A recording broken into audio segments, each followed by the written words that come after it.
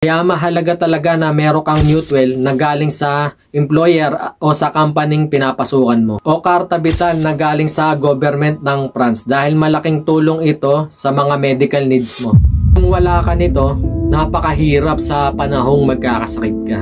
Kaya dapat alagaan natin ang sarili natin at doble ingat para maiwasan nating magkasakit. O may mangyaring hindi maganda sa atin. Lalo na't wala kang ibang aasahan dahil hindi sa lahat ng panahon may mahihingan ka ng tulong o tutulong sa iyo. At kung nga ba sinasabi ito? Sinasabi ko to para meron kayong idea sa mga benepisyo na pwede nyo makuha sa mga insurance na ganito. At para maging aware din tayo sa mga panahong ganito.